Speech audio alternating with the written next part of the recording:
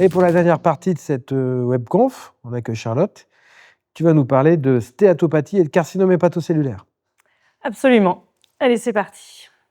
Alors, je commence par l'alcool, hein, comme toujours, c'est le plus important parce que, comme vous le savez, ça reste la principale cause de maladie chronique du foie en France. Je commence par de la santé publique. J'ai trouvé ce travail intéressant. C'est un travail qui s'est intéressé à l'association entre les politiques de santé publique concernant l'alcool et les complications liées à l'alcool, maladie du foie, complications cardiovasculaires, cancer. Donc le premier objectif, c'était de développer un instrument qui permettait de mesurer l'existence de politiques publiques et leur intensité dans les pays. Et puis d'évaluer l'impact de ces politiques sur les complications liées à l'alcool. Donc l'indice qu'ils ont développé s'appelle l'indice de préparation à l'alcool. C'est un instrument qui évalue l'existence de politiques concernant l'alcool et ils ont évalué 5 dimensions. Les politiques concernant les conséquences néfastes de l'alcool, le contrôle de la production, des prix, des taxes, la commercialisation et la restriction d'accès, les politiques et mesures de lutte contre l'alcool au volant et suivi et surveillance. Les auteurs ont trouvé des informations concernant 169 pays et en fait, moins de 30% de ces 169 pays avaient des politiques fortes dans toutes les dimensions. Dans la carte du monde qu'on voit là, on voit que plus on est vers le bleu, mieux on est en termes d'indice de préparation. Donc on est plutôt pas mal, nous, en France. Et donc l'élément important de ce papier, c'est de montrer que le fait d'avoir des politiques fortes de lutte contre les méfaits de l'alcool était associé à une diminution de la prévalence des troubles de l'usage de l'alcool, à la diminution de la prévalence des maladies du foie liées à l'alcool, des maladies cardiovasculaires et du cancer du foie. Donc, même si on est en bleu et qu'on a l'air d'être de bons élèves, on sait quand même qu'on n'est pas si bon que ça en pratique. Donc, c'est dire comment ça doit être dans d'autres pays. Mais je trouve que ce travail intéressant pour continuer notre travail, continuer surtout à pousser les autorités de santé à soutenir des politiques de santé publique dans cette thématique. Deuxième travail, lui, s'est intéressé à évaluer l'influence de l'abstinence chez les patients qui ont une cirrhose liée à l'alcool. Bon, ça peut paraître banal de se dire que l'abstinence améliore le pronostic des patients qui ont une cirrhose liée à l'alcool. Néanmoins, il n'y avait pas de données très récentes et les données en scène n'étaient pas si solides que ça. Donc, dans cette méta-analyse, les auteurs ont cherché à évaluer la proportion des personnes avec cirrhose liée à l'alcool et abstinents et avaient évalué l'impact de cette abstinence sur la morbidité et la survie globale. Donc, c'est une méta-analyse qui a utilisé les données de 19 études, plus de 18 000 personnes incluses avec une cirrhose liée à l'alcool, une population assez classique de maladies du foie liées à l'alcool, des hommes principalement plutôt autour de 50 ans. Ça représentait plusieurs continents. Il y avait l'Europe, il y avait des pays en Amérique et en Asie.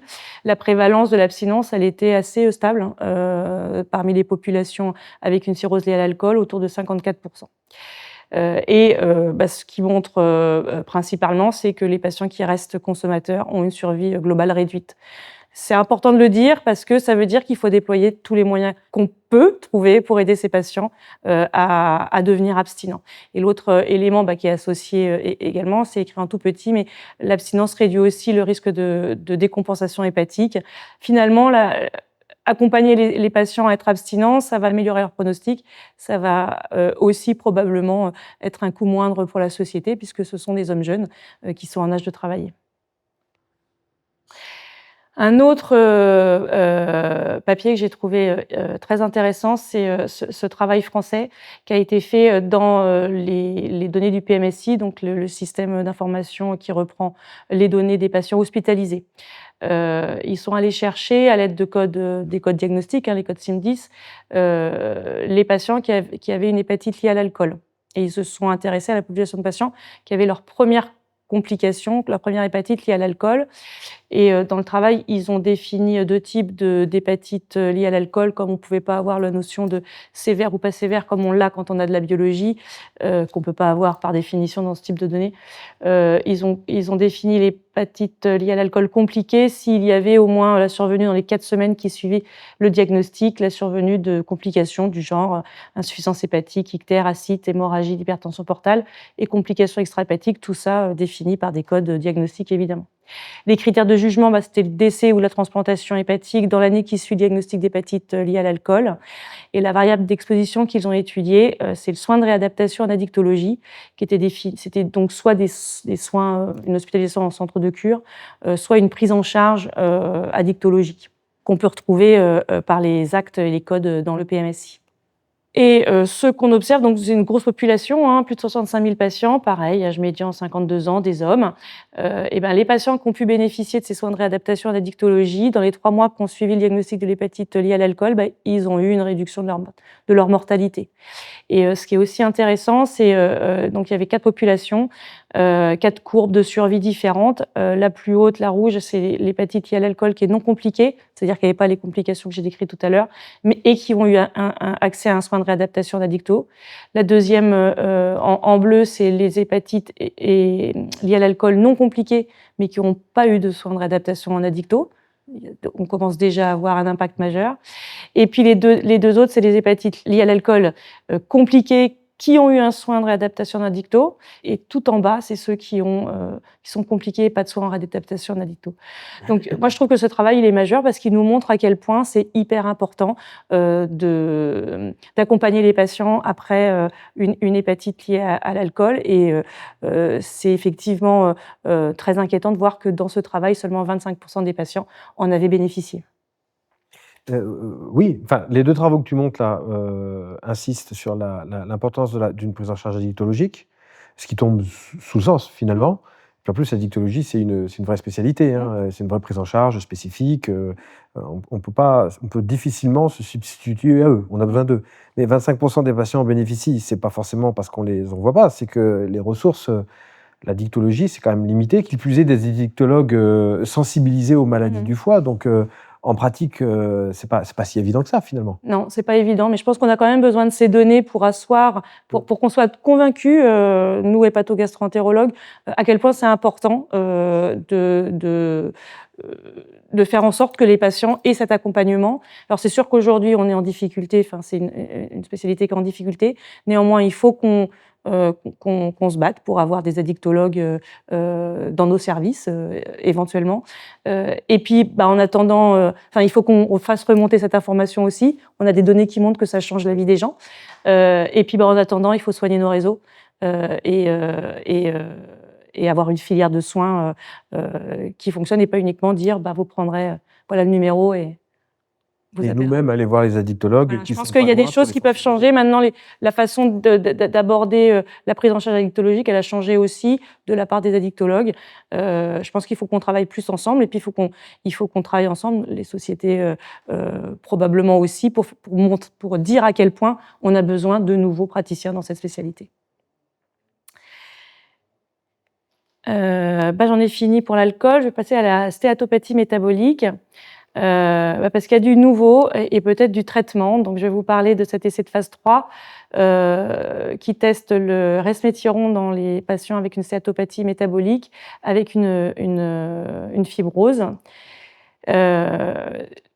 Donc, c'est une étude qui a randomisé en 3 bras les patients qui ont reçu soit du placebo, soit le resmetirom 80 mg, soit le resmetirom 100 mg.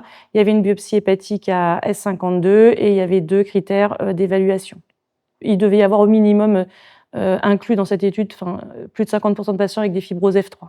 Et ils ont fait attention à ce que ce soit fait comme ça, et ça a effectivement été fait comme ça. Et cette étude, elle est positive sur les 2 critères d'évaluation principaux à S52. Donc, il y a bien une résolution de la NASH sans aggravation de la fibrose, et il y a une amélioration de la fibrose d'au moins un stade sans aggravation de la NASH. Donc voilà, ça y est, on a un traitement pour la stéatopathie métabolique fibrosante. Et donc, toi qui es bien renseigné, Jérôme, est-ce qu'on peut le prescrire? Parce que c'est la première étude de phase 3 qui a amené à la mise sur le marché conditionnel aux États-Unis. C'est disponible depuis mars là-bas. Ils en sont à 6000 patients qui sont traités, je crois, si je ne dis pas de bêtises, aux États-Unis.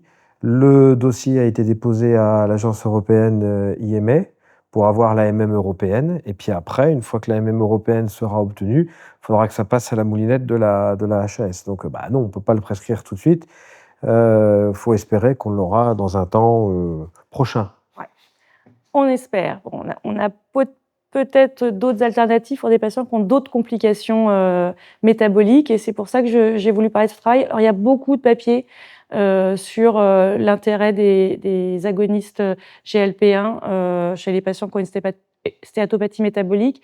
Ça, c'est un travail qui a été fait dans une étude de cohorte rétrospective dans une base de données privée aux États-Unis. Ils ont identifié les patients avec une cirrhose métabolique, je change de sujet, et un diabète de type 2. Pareil sur la base de code SIM10, mais pour le coup, là, il y a eu une vérification par les auteurs sur les dossiers médicaux, parce que ils pouvaient avoir accès aux dossiers médicaux.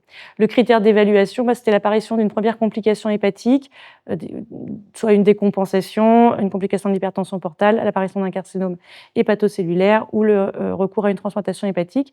Et la variable d'exposition qu'ils sont allés chercher, c'est le traitement par un agoniste GLP-1. Donc, je rappelle, c'est des patients qui avaient une indication parce qu'ils avaient un diabète de type 2. Et ce que ce travail montre, c'est que le traitement par agoniste GLP-1 chez les patients qui ont une cirrhose métabolique et un diabète de type 2, c'est associé à une réduction de la survenue d'événements hépatiques. La survenue d'événements hépatiques graves, c'est les deux diagrammes que vous avez là. Les courbes bleues représentent les patients qui ont été traités. Je ne l'ai pas dit, mais il y avait presque 460 patients traités dans la cohorte et 4800 non traités. Et puis ça va plus loin dans ce travail. Il y a aussi une réduction de survenue du carcinome hépatocellulaire et du recours à la transplantation hépatique. Donc, on a envie de dire que pour les patients qui ont une indication, notamment le diabète de type 2, c'est important d'être en interaction avec les médecins qui prennent en charge les diabètes de nos patients cirrhotiques stéatopathiques, parce que ça peut leur éviter des complications. Et puis, je voulais... Juste pour revenir là, donc c'est des données de registre. Oui. Les GLP-1 aux doses diabétiques. Oui. Là, il y a quand même des essais en cours, toute cette série de travaux, obésité, risque cardiovasculaire sur les analogues GLP-1, mais à dose anti-obésité, où on monte encore la dose, et à la SLD. Donc, c'est pas le scope là, c'est la revue scientifique de l'année, mais on a quand même un petit scoop là, il y a 10-15 jours, à la SLD, sur la MASLD et l'étude d'essence. Voilà, l'étude d'essence, c'est semaglutide, qui ressemble un peu à ce que je vous ai présenté avec le resmetirom, une autre étude positive de phase 3. Donc, on pourra avoir bientôt. Faut espérer. On a 2,4 mg, donc dose d'obésité, puis on a un effet sur la MASH, on a aussi un effet sur la fibrose qu'on n'avait pas dans la phase 2. Donc, c'est vrai que c'est une classe médicamenteuse qui va très probablement prendre énormément d'importance dans la prise en charge de nos patients. En tout cas, si nous, on ne peut pas la prescrire maintenant, il y a quand même beaucoup de patients qui ont une indication autre, soit le diabète de type 2, soit l'obésité, soit parfois les deux. Donc, parce que ce que je disais tout à l'heure, au minimum, se rapprocher des médecins qui prennent en charge, leur dire, il y a ce traitement-là, mais peut-être qu'on pourrait essayer les agonistes GLP-1. Donc, comme je le disais, je voulais signaler ces recommandations qui sont les recommandations de l'EASL, mais qui sont en fait des recommandations pluridisciplinaires avec l'Association européenne de diabétologie et l'Association européenne de l'étude sur l'obésité, qui font des recommandations conjointes. C'est important de le noter parce qu'on est tous d'accord. Et je vais pas détailler, mais évidemment, les modifications de l'hygiène de vie sont essentielles. La perte de poids avec un objectif d'une perte de poids de plus 10% du poids du corps. J'ai enlevé, il y a plein de choses très intéressantes dans ces recommandations. Et puis dans les recommandations de traitement pharmacologique, qui doivent être associées évidemment à la prise en charge du mode de vie, aux modifications du mode de vie. Parce que ce qui est noté là, c'est qu'effectivement, on rappelle qu'on aura peut-être le resmetirom pour les patients avec une stéatopathie métabolique sans autre comorbidité, mais pour les patients qui ont une autre comorbidité, c'est tout à côté. Le diabète de type 2, se trouvent les analogues GLP-1, c'est cohérent avec ce que je viens de dire. Et puis, pour terminer, puisqu'on a de plus en plus, on a des armes thérapeutiques, il va falloir aller les trouver quand même aussi, ces patients. Donc, je me permettais juste de rappeler qu'on est tous d'accord aussi pour aller évaluer la santé hépatique des patients qui ont des comorbidités métaboliques, en particulier les patients diabétiques ou vivant avec l'obésité, avec au moins une autre complication cardiométabolique. Voilà. Et donc, nous passons à la dernière partie qui est le carcinome hépatocellulaire. Le meilleur pour la fin, après le plus important au début. Donc, je voulais juste rappeler que bien que le carcinome hépatocellulaire soit une maladie évitable, en France en tout cas, c'est lié principalement au mode de vie, la stéatopathie métabolique et l'alcool, et ben, il y a encore l'incidence est encore en augmentation. Alors ça s'est stabilisé chez l'homme, mais c'est en augmentation de plus de 2% chez la femme. Donc on n'en est pas sorti du carcinome hépatocellulaire, et c'est encore un cancer de mauvais pronostic qui est parmi les 7 cancers de plus mauvais pronostic identifiés dans la stratégie décennale de lutte contre le cancer. Donc c'est un problème de santé publique majeur qu'il faut qu'on prenne en charge. Donc, si on n'a pas réussi à prévenir la survenue du carcinome hépatocellulaire par tout ce qu'on aurait pu faire pour prendre en charge les facteurs de risque dont je viens de parler, eh ben, il faut, une fois qu'on a fait le diagnostic de la cirrhose notamment, enfin, quand il y a une indication de dépistage, ben, il faut faire le dépistage du carcinome hépatocellulaire. Et je voulais parler de cette étude intéressante faite aux États-Unis. Ils ont fait en fait un essai randomisé pour tester une intervention pour améliorer le dépistage. Donc, c'est un essai randomisé contrôlé qui a été fait dans 3 systèmes de santé aux États-Unis, avec une inclusion de plus de 2800 patients avec une cirrhose qui avait été identifiée dans les bases de données de santé par les codes CIB-10 et vérifiée par les investigateurs. L'intervention, c'était un courrier de rappel et une aide à la navigation. Je vais vous expliquer ça. Donc, le diagramme de flux est tout petit. Ce qu'il faut comprendre, c'est qu'il y avait plus de 1000 patients dans chaque bras, le soin usuel et l'intervention. L'intervention, c'était quand même pas rien, parce qu'il y avait d'une part une intervention de sensibilisation qui consistait à l'envoi par courrier d'un document d'une page en termes simples, en anglais, en espagnol. On est aux États-Unis, une information sur le risque de carcinome hépatocellulaire, aussi comment est-ce qu'on doit faire le dépistage. Et puis, s'ils n'avaient pas répondu dans les 2 semaines, il y avait un contact qui était pris par le centre de prise en charge. Et puis, en plus de ça, quand les patients avaient répondu, il y avait une aide à la navigation, c'est-à-dire pour pouvoir obtenir la complétion du dépistage, c'est-à-dire qu'ils avaient un appel 5 à 7 jours avant l'échographie, et puis si elle était normale, la prise du rendez-vous pour 6 mois après. Donc, c'est quand même une intervention costaud. Et l'autre chose importante, c'est qu'ils ont l'étude qu'ils ont fait, c'est la complétion du suivi, c'est sur une période de 3 ans. Alors, les résultats, ils peuvent paraître un petit peu décevants, puisque en fait, dans le groupe de soins usuels, il y a à peine plus de 3% des patients qui ont achevé correctement leur dépistage semestriel pendant 3 ans, et puis la prise en charge quand il y avait un nodule dans les 3 mois par une imagerie en couple, et puis ensuite le traitement dans les 3 mois suivant le diagnostic. Donc, en fait, la complétion du dépistage, ça allait jusqu'au cancer du foie, s'il y en avait un, ou un suivi pendant 3 ans. Donc, 3% chez les patients dans le soin usuel, 6% dans le groupe intervention. Bon, c'est une étude positive, on double. Ça reste un petit peu décevant. Et puis l'autre élément important, c'est une étude qui est faite aux États-Unis dans un groupe assez varié de population, et dans tous les groupes, en particulier les groupes fragiles ou qui ont traditionnellement moins d'accès aux soins, mais il y avait un bénéfice de l'intervention dans tous ces groupes-là. Bon, c'est un premier travail. Enfin, on sait l'importance du dépistage. On sait aussi que on a peu de patients dépistés dans le cadre diagnostiqués pour leur carcinome hépatocellulaire dans le cadre d'un dépistage. Donc, c'est une incitation à mettre en place des interventions. Bon, multiplié par 2, très bien. Tu as dit que c'était décevant. C'est un doux euphémisme, quand même. 7%. Toute l'énergie déployée pour 7%. Ouais. Est-ce que c'est aux États-Unis? Est-ce que tu penses qu'en France, on est un peu meilleur, ou c'est pareil? En fait, dans les données qu'on a, c'est surtout dans les chiffres qu'on a, c'est moins de 20, moins de 30. Alors, quand je suis gentille, ça dépend, moins de 30 ou moins de 20% des patients qui sont diagnostiqués de leur carcinome hépatocellulaire dans le cadre d'un dépistage. Mais en fait, on a juste regardé l'échographie de la fois d'avant. La précédente. On n'a pas regardé on a très peu de données sur 3 ans. Il y a un travail qui n'est pas encore publié, qui a été fait dans le SNDS, qui suggérait que c'est moins de 10% des patients qui, sur la durée, sur 24 mois, ont le nombre d'échographies qu'ils devraient avoir. Donc, on n'est pas on n'est pas très bon non plus. Il y a un énorme travail à faire sur le dépistage parce qu'en fait, ça change complètement le pronostic des patients puisque s'il y a dépistage, 70% de traitement à visée curative. Si on n'est pas diagnostiqué dans le cadre de dépistage, c'est moins de 30% de traitement à visée curative. Donc là aussi, on a une façon simple d'améliorer le pronostic du carcinome hépatocellulaire, mais il faut qu'on ait les moyens, c'est-à-dire qu'il faut le personnel pour suivre les patients. Une autre piste, peut-être qu'il faut déléguer cette activité, mais pour déléguer, il faut avoir du monde. Alors ensuite, on passe au traitement.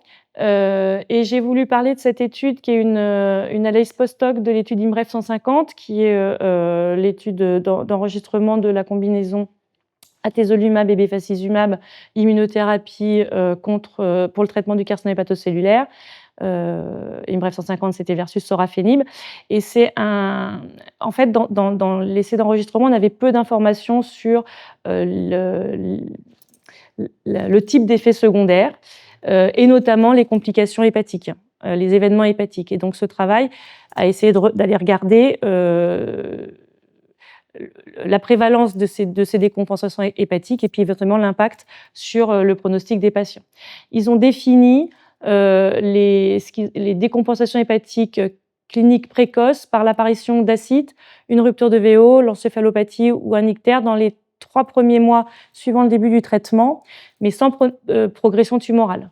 Et dans l'étude IMBREF 150, les facteurs associés à la survenue d'une décompensation hépatique dans les 3 mois sans progression, c'était le score ALBI de grade supérieur ou égal à 2, un INR à partir de 1,5 et la présence d'une invasion macrovasculaire. Ce n'est pas une grosse surprise, néanmoins c'est important de se rendre compte, et c'est ce qui est montré là, c'est que les patients qui présentent ces critères-là, ils sont à plus haut risque de présenter une décompensation hépatique sans progression.